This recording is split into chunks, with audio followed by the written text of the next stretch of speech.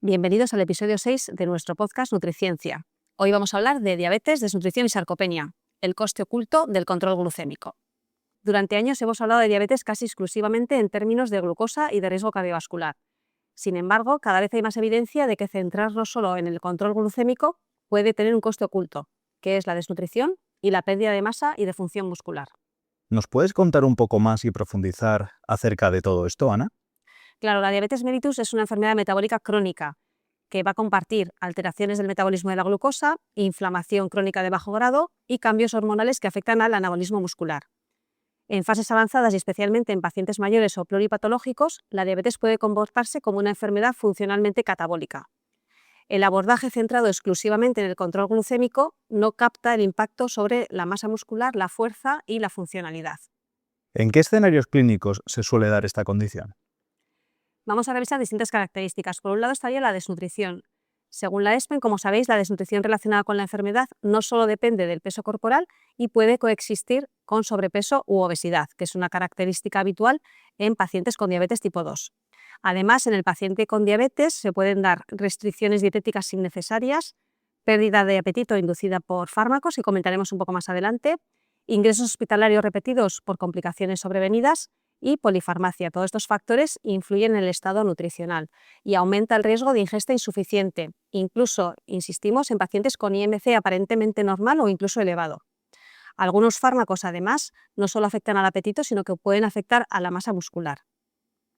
Otra característica que tenemos que tener en cuenta es la sarcopenia.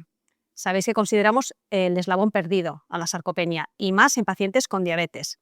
Como sabéis, la sarcopenia se define como disminución de la fuerza o el rendimiento físico y pérdida de masa muscular. Las guías europeas señalan la fuerza muscular como el marcador principal de la sarcopenia. La diabetes es un factor independiente para sarcopenia. Tenemos que tener en cuenta la resistencia insulínica muscular, la situación de inflamación crónica, la inactividad física que tienen algunos pacientes con diabetes y una situación que puede haber de déficit proteico relativo. El paciente con diabetes y con afectación de masa muscular tendrá un peor control y viceversa. Por tanto, en aquellos pacientes que tienen diabetes debemos medir la masa y la fuerza muscular, y en aquellos que tienen afectada la fuerza y la masa muscular debemos también hacer un control del metabolismo de los hidratos de carbono. Por tanto, tenemos que tener en cuenta tres conceptos. Una diabetes mal controlada puede conllevar un catabolismo muscular, un control glucémico muy agresivo a través de una restricción calórica muy estricta puede conllevar una situación de desnutrición, y si juntamos la desnutrición y la sarcopenia, el paciente puede tener un peor control glucémico, más fragilidad y más elementos adversos. Es un círculo vicioso, no son tres problemas independientes, y ambas situaciones, todas estas, tendremos que valorar y analizar en nuestro paciente. Ana, ¿y en este episodio qué publicación destacarías? Yo creo que es interesante destacar una publicación que se hizo en el año 2023, el autor principal es Daniel de Luis, y el título es La masa muscular disminuida en la diabetes tipo 2, una comorbilidad oculta que debemos tener en cuenta, que es lo que estamos destacando hoy en este capítulo. Me gustaría destacar 10 puntos de este artículo. En primer lugar, la pérdida de masa muscular en diabetes tipo 2 es frecuente y está infradiagnosticada. No se incluye habitualmente la evaluación de la masa muscular en la práctica clínica. Punto número 2, la desnutrición en el paciente con diabetes es mucho más prevalente de lo que se piensa. En mayores de 65 años con diabetes, la prevalencia de desnutrición puede alcanzar cifras muy elevadas. Puede llegar a alcanzar a un 21,2% de pacientes hospitalizados con diabetes. Punto número 3, la diabetes acelera la sarcopenia asociada a la edad. El descenso anual de masa y de fuerza muscular se ve acelerado en pacientes que tienen diabetes. Punto número 4, la masa muscular es clave en el control metabólico. Hay que tener en cuenta que el músculo es el principal reservorio de glucosa dependiente de insulina. Si tenemos menos masa muscular, tendremos menos capacidad de almacenamiento de glucógeno, peor control glucémico. Este punto es central. La masa muscular no solo es funcional, es metabólicamente determinante.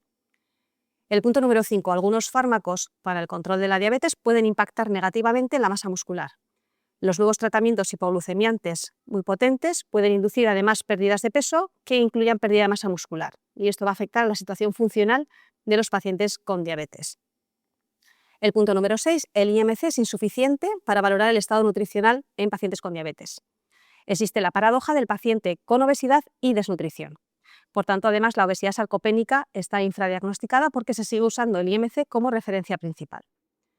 Punto número 7. El cribado debe ser funcional, no solo antropométrico. Se propone utilizar herramientas sencillas, como puede ser la velocidad de la marcha, el test de la silla, el índice de Bartel, todo ello antes de recurrir a técnicas más complejas y que pueden estar accesibles en cualquier nivel asistencial.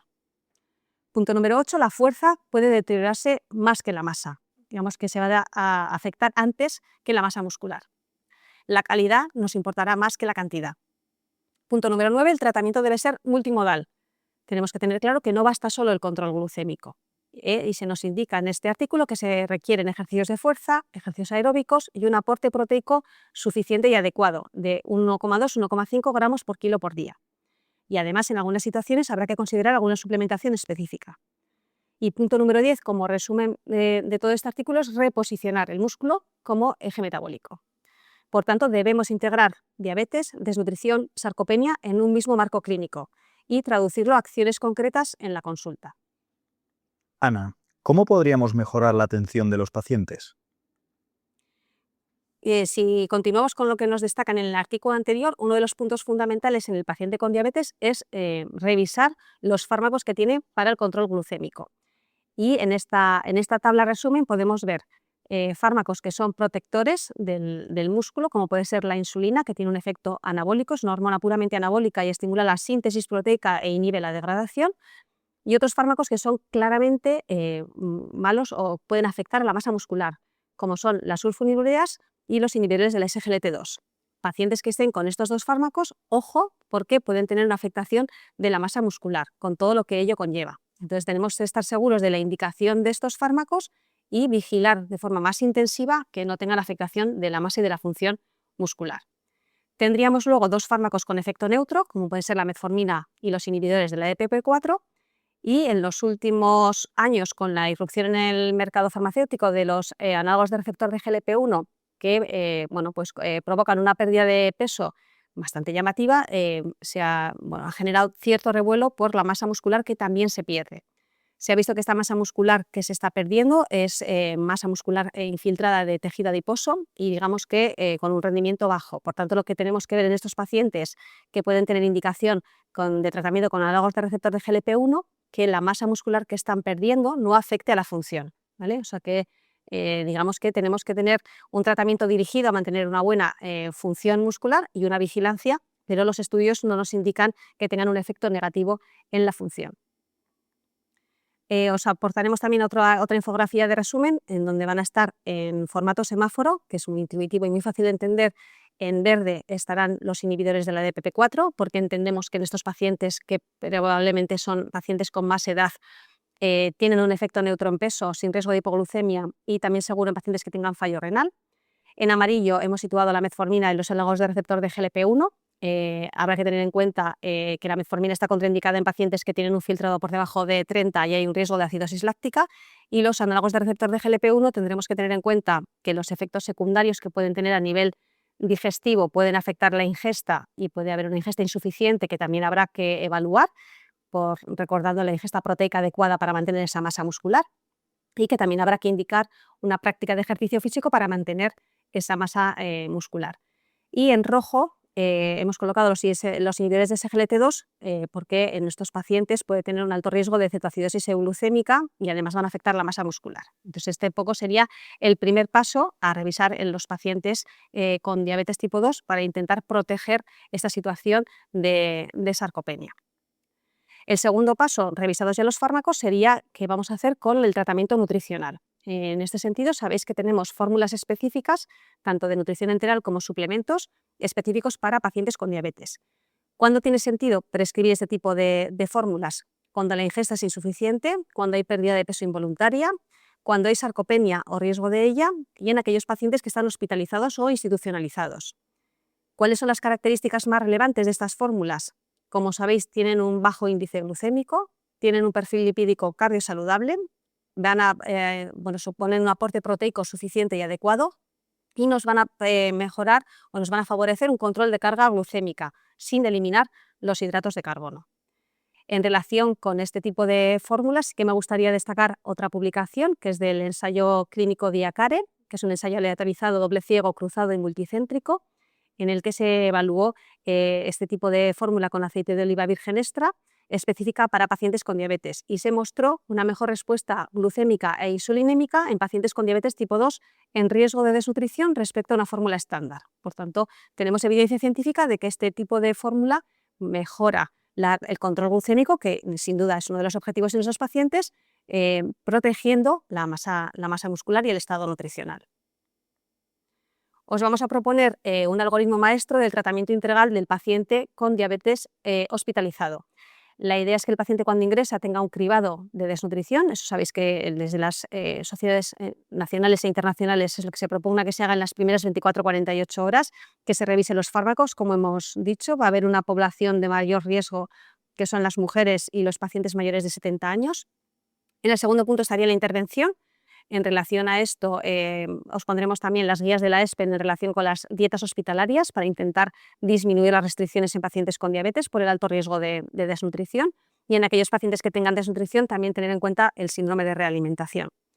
El siguiente punto sería también valorar el tipo de fármacos que vamos a suspender durante el ingreso o cómo lo vamos a ajustar en función de la situación que tenga el paciente, qué técnicas tenemos para la monitorización tanto de las métricas glucémicas como de la ingesta, como del estado funcional durante el ingreso, y preparar de cara al alta pues un buen plan de cuidados, poniendo en contacto también con los equipos de atención primaria y herramientas que hay ahora mismo de capacitación de los pacientes para que conozcan en qué momento tienen que contactar con su equipo sanitario si pierden X kilos de peso o si pierden funcionalidad o fuerza, que considero que es importante que los pacientes también conozcan estos términos.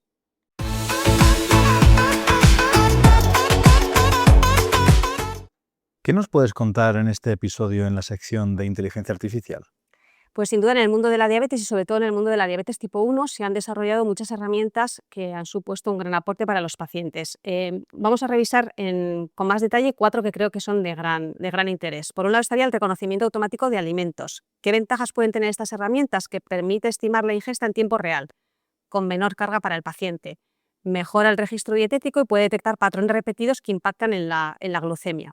Y es interesante porque reduce el sesgo de memoria. Pero también tiene riesgos. Hay error en estimaciones de porciones en función de cómo se saque la foto o con qué ángulo o qué posibilidades tengamos, y la baja precisión en platos mixtos o de cocina tradicional, otro tipo de elaboraciones, y la falsa sensación de exactitud. Entonces, ojo, porque pueden ser buenas herramientas, pero probablemente falte todavía algo de desarrollo, y además estas herramientas no van a tener en cuenta el contexto clínico del paciente ni el estado nutricional o la afectación de la función. Otra opción serían los modelos de lenguaje y la planificación nutricional personalizada. ¿Qué ventajas nos ofrecen? Que se pueden generar planes adaptados a comorbilidades, preferencias culturales, tratamiento farmacológico. Podemos hacer peticiones muy concretas, muy específicas y conseguir un plan bastante detallado. Facilitan la educación nutricional y puede ser un apoyo entre consultas. También tiene sus riesgos, porque pueden ser que nos ofrezcan recomendaciones que no están validadas o demasiado genéricas si no se integran datos clínicos reales. Además, pueden priorizar la pérdida de peso sin considerar la masa muscular o la fragilidad. En tercer lugar, podríamos considerar los chatbots y los asistentes conversacionales. ¿Qué ventajas nos ofrecen? Pueden mejorar la adherencia, resuelven dudas frecuentes, refuerzan mensajes educativos y permiten seguimiento remoto. Esto en general a los pacientes les sirve de apoyo y suelen estar muy contentos con este tipo de servicios, y pueden ser útiles en pacientes jóvenes o digitalizados. ¿Qué riesgos podemos tener con estas aplicaciones? Que no detectan matices clínicos complejos, hipoglucemia recurrentes, desnutrición, deterioro funcional. Pueden sustituir indebidamente la consulta profesional si no están bien delimitados. Y esto pues es cierto que puede conllevar alguna situación de riesgo que hay que evitar. Y en cuarto lugar, hay herramientas para la predicción de glucemia postprandial, que esto es muy interesante, para evitar alteraciones tanto de hiperglucemia como de hipoglucemia que pueden conllevar riesgo para el paciente. ¿Qué ventajas nos aportan estas herramientas? Que nos permiten anticipar picos glucémicos, nos van a avisar la tendencia de esa glucemia con tiempo para poder reaccionar, o bien para poder poner más insulina o para poder tomar un snack para vigilar si la glucemia está bajando.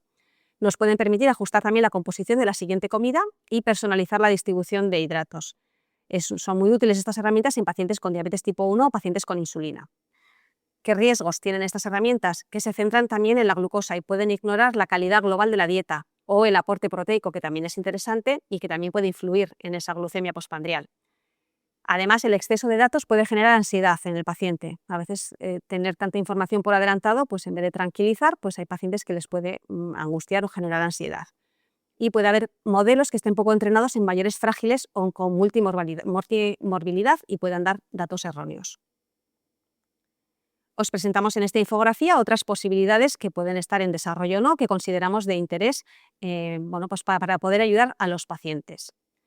En la actualidad no existe una solución en el mercado integral que combine diabetes, desnutrición, sarcopenia, tratamiento farmacológico y nutrición clínica, con lo cual hay que tener en cuenta que estas herramientas nos van a ayudar, pero que sigue siendo fundamental la supervisión y la decisión por un profesional sanitario experto en todos estos campos, pues que haga la conclusión final de toda esta información y que pueda ajustar el tratamiento de manera más adecuada para los pacientes. Ana, y ya para terminar, ¿qué recursos nos dejas en este episodio? Vale, les vamos a dejar los artículos que hemos comentado, los que estaban publicados en el 2023 sobre la masa muscular disminuida, otro artículo que hay de sarcopenia diabética, y el realizado con Diacar, el suplemento de aceite de oliva virgen extra y la adecuada respuesta glucémica e insulinémica, el posicionamiento de la ESPEN sobre tratamiento nutricional de diabetes en pacientes hospitalizados. Todos estos documentos los vais a encontrar en el enlace. Hoy hemos revisado la diabetes, desnutrición y sarcopenia, el coste oculto del control glucémico. En los próximos episodios vamos a revisar más temas. Si algo de lo que has escuchado en este episodio te ha resultado de interés o te ha hecho reflexionar, ayúdanos y compártelo con tus compañeros. Gracias por acompañarme en este viaje. Soy Ana Fugaste y este ha sido el 6º episodio de Nutriciencia. Te esperamos en el próximo capítulo.